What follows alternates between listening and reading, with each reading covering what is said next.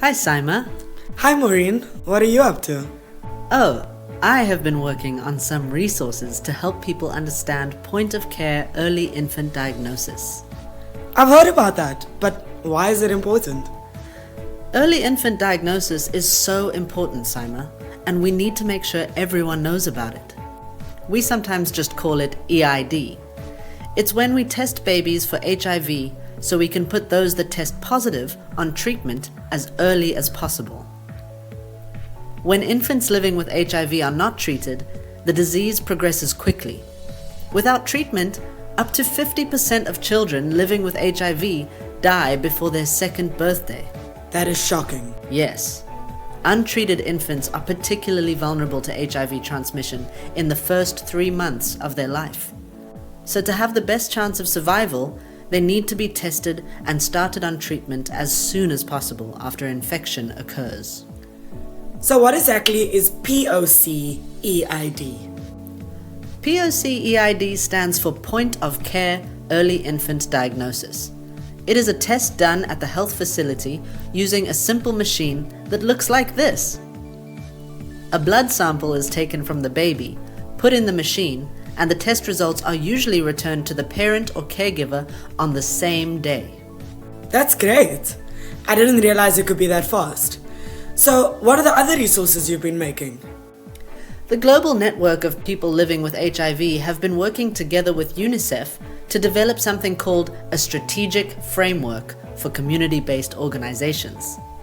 It explains the benefits of point-of-care early infant diagnosis and shows how community-based organizations can help more people access quality infant HIV testing.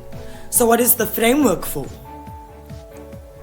The framework provides a step-by-step guide on how organizations can develop an action plan for early infant diagnosis to help their communities understand it better and increase the number of people using POCAID. In the framework, there are 7 steps.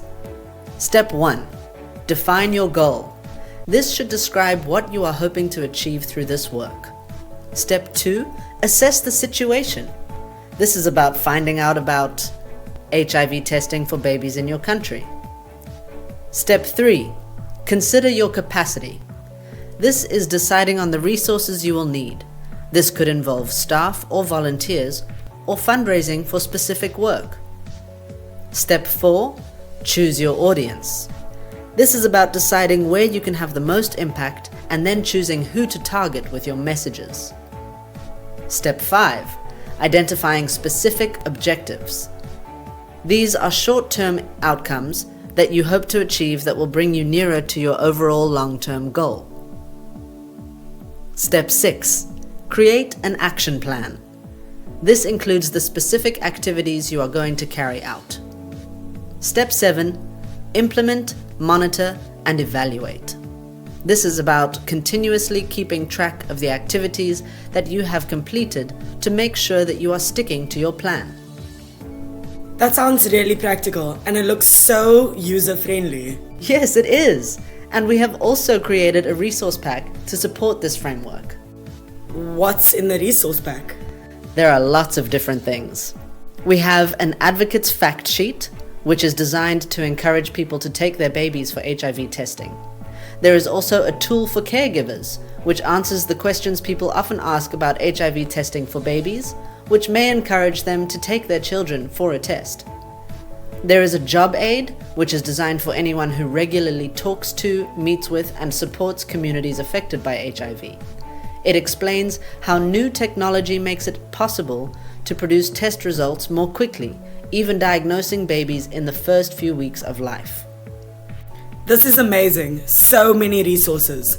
So where can I find all these things? They're all available on the GNP Plus website.